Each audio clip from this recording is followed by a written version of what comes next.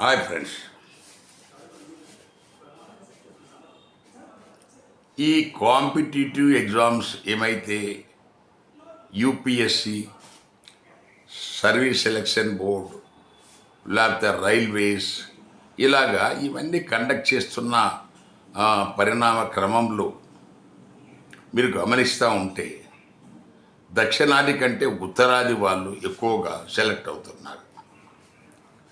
మీరు ఎవరైనా వెరిఫై చేసుకోవచ్చు. ఈవెన్ ఐఏఎస్, ఐపీఎస్లో కూడా వాళ్ళ సంఖ్యనే ఎక్కువ ఉంది. సో పాతకాలంలో ఈ ఉన్న ఆనవాయితీ ప్రకారం మెరిటోరియస్ ఇంటెలిజెంట్ పీపుల్ దక్షిణాది వారు. మొదట్లో చాలా డిపార్ట్మెంట్స్లో టెమిలియన్స్ ఉండేవాళ్ళు. ఇప్పుడు వాళ్ళ సంఖ్య రాను రాను రాను తగ్గిపోయింది. ఇప్పుడు తెలుగు వాళ్ళు కూడా చాలా చోట్ల ఉన్నాడు, కన్నడ వాళ్ళు అందరు వస్తున్నారు. పాతకాలంలో ఎక్కడ చూసినా కూడా రైల్వే కానీ టెలికాం కానీ అన్ని చోట్ల ఈ టెమిలియన్స్ ఉండేవాళ్ళు. ఇక్కడ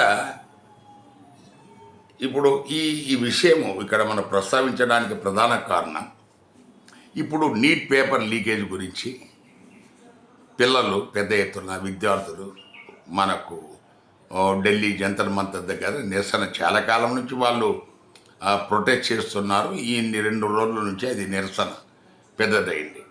వీళ్ళు ప్రభుత్వం పట్టించుకోలేదు, వాళ్ళది పిల్లగాళ్ళు ఉన్నాయి. అది ఇప్పుడు ఎప్పుడైతే సీరియస్ అవుతుందో మనకు ఇప్పుడు మోడీ గారికి హీట్ వచ్చింది. ఎందుకంటే లేకపోతే ఆయన ఏదో ఒక విదేశీ టూర్ వేసుకొని వెళ్ళిపోయేవాడు.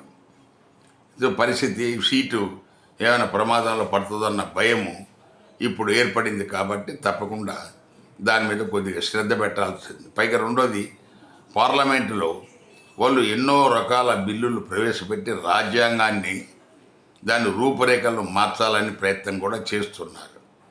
ఇప్పుడు ఈ టైంలో మరి పదవి పోతే అవన్నీ మళ్ళీ బుట్ట దాఖలవుతాయి. సో అందువల్ల దాని మీద ఈ ధర్మేంద్ర ప్రధాన్ ఎవరైతే ఎడ్యుకేషన్ మినిస్టర్, కేంద్ర విద్యాశాఖ మంత్రి ఉన్నాడో అతన్ని ఎందుకు రాజీనామా చేయమంటున్నారు పిల్లలు అనే దాని మీద కూడా ఎందుకు ఆయన మీదనే పడ్డారు అని కొంతమంది అనుకోవచ్చు.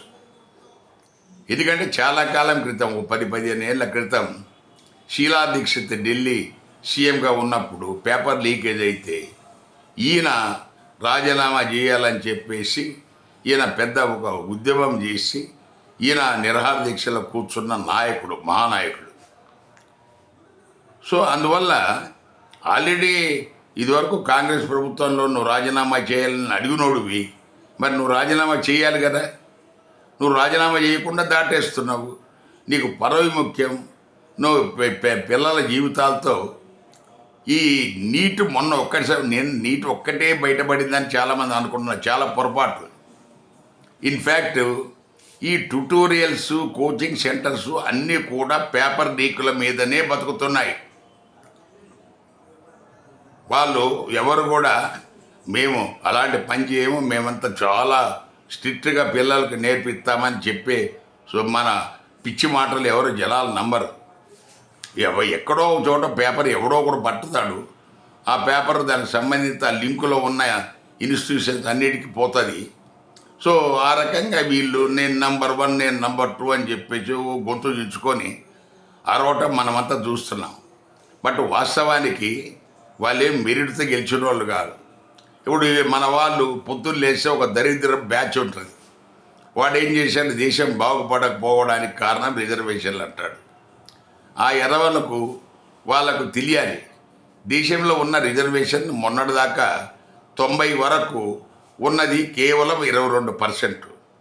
మరి 78% మరి ఈ రిజర్వేషన్ లేదు కదా. 22% ఒకవేళ తాలు వచ్చినా మరి 80% మనకు ధాన్యం, గట్టి ధాన్యం రావాలి కదా. మరి అక్కడ కూడా పరికమాలిన వాళ్ళే వస్తున్నారు కదా. కారణం ఏంటంటే ఇలాంటి ఎప్పటి నుంచో జరుగుతుంది ఇది. సో ఇక్కడ మీరు గమనించాల్సింది ఏంటంటే ఈ పేపర్ లీక్ అనేది అది దాన్ని నిరోధించటం అంత సులభం కాదు. సో అందుకే ఏం చేయాలి, ఆన్లైన్ ఎగ్జామినేషన్ ఉండాలి. ఆన్లైన్ కంప్యూటర్లో ఏమొస్తుందో, అతనికి ఏ క్వశ్చన్ పేపర్ వస్తుందో ఆ క్వశ్చన్ పేపర్ ఆన్సర్ చేయాలా. అప్పుడు అసలు నిజాయితీ బయటపడుతుంది. పైగా మనకు యూపీఎస్సీలో కూడా అక్కడ కూడా గోల్మాల్ ఉంది. ఏం గోల్మాల్ ఉంది? మనకు 250 మార్కులు ఇంటర్వ్యూకి పెట్టాడు. అన్ని మార్కులు ఇంటర్వ్యూకి అవసరం లేదు. అది ఎందుకు పెట్టారంటే వాళ్ళకి కావాల్సిన వ్యక్తులకు 200 వేసుకొని అక్కడ మార్కులు రిటర్న్ ఎగ్జామినేషన్లు రాకపోయినా దీన్ని ఇక్కడ హైప్ చేసేసి అతనికి సెలక్షన్ ఇప్పించుకోవడానికి వాళ్ళు పెట్టుకున్నది దొడ్డిదారేది. సో 250 మార్కులు యూపీఎస్సీలో అవసరమే లేదు. So they can keep maximum 100లో మీరు వేయండి, మీకు ఇష్టం వచ్చిన మార్కులు వేసుకోండి. ఇప్పుడు 250 అంటే 200 మార్కులు వేస్తాడు. సో 200 మార్కులు అంటే అక్కడ రిటర్న్ ఎగ్జామినేషన్లో థియరీలో తక్కువ మార్కులు వచ్చినోడు ఇక్కడ దీంట్లో ఎక్కువ మార్కులు వచ్చేసి వాడు సెలక్షన్ అవుతున్నాడు. అక్కడ మెరిటోరియస్ ఎవడైతే ఎగ్జామ్ రాసి మంచి మార్కులు తెచ్చుకున్నాడో వాడు పోతున్నాడు. ఎందుకంటే ఇంటర్వ్యూలో వాడు సెలెక్ట్ కాలేదు. ఇంటర్వ్యూ ఏం లేదు, ఇట్స్ ఓన్లీ సెలక్షన్. వాళ్ళకి ఇష్టమైన వాళ్ళు సెలక్షన్ చేసుకోవడం ఎంత డ్రామా, దానికి అంత కోటు సూట్లు వేసుకొని ఎంత హంగామా చేస్తారు. సో అందువల్ల ఈ రిటర్న్ ఎగ్జామినేషన్కు దాని మీదనే ప్రాధాన్యత ఉండాలా. తర్వాత రెండోది వచ్చేసేసి ఈ ఓరల్ ఎగ్జామ్ ఏదైతే ఇంటర్వ్యూ ఉందో 100 మార్కులకి ఈ పరీక్ష కూడా 100 మార్కులు దాటకూడదు. పైగా రెండోది వచ్చేసేసి చాలా చోట్ల ఒక అభ్యర్థి బదులు ఇంకో అభ్యర్థులు కూడా రాస్తున్న కంప్లైంట్స్ కూడా ఉన్నాయి. పేపర్ లీక్లే కాదు. సో నీకు సెలక్షన్ వస్తుంది, నువ్వు ఇన్ని లక్షలు మాకు ఇవ్వాలా, నీ పేరున మేము ఎగ్జామ్ రాయిస్తాం. సో అక్కడ ఆ ఇన్విజిలేటర్స్ను అందరినీ పట్టుకొని అట్లా కూడా మేనేజ్ చేస్తున్నారు. సో దాని తర్వాత ఈవెన్ ఎగ్జామ్ రాసేసినా కూడా పేపర్లు తారుమార్లు చేసిన సంఘటనలు కూడా ఉన్నాయి. అందువల్ల ఏదో నంబర్ 1 నంబర్ 2లో మెరిట్లు వచ్చినోడు ఆడేదో పోటుగాడని చెప్పేసి మన వాళ్ళు తబ్బిబ్బు కాకండి. దాని వెనక ఎంత గ్రంథం ఉందో మీకు తెలిస్తే మీ మైండ్ బ్లాంక్ అయిపోద్ది. అందువల్ల ఈ ఎగ్జామ్స్ కండక్ట్ చేసే విషయం మీద ప్రజలకు నమ్మకం పోయింది. మీరు ఆన్లైన్ ఎగ్జామ్ ఎవరి పేపర్ ఎవరికి ఏమొస్తుందో తెలియకుండా ఎగ్జామ్ కండక్ట్ చేసే పద్ధతి చేస్తే తప్ప ఈ లీకేజీలో ఆగవు. రెండోది వచ్చేసేసి ఎవరైతే ఈ ఇంటర్వ్యూ ఉంటుందో అక్కడ కూడా 100 మార్కులకు దాటి ఇంటర్వ్యూకు మార్కులు పెట్టాల్సిన పని లేదు. ఇవి మీరు చేయగలిగితే దేశంలో మెరిటోరియస్ క్యాండిడేట్స్ తప్పకుండా వస్తారు. అంతేగాని లేకుంటే వచ్చేవాళ్ళంతా చాలామంది దొంగలు.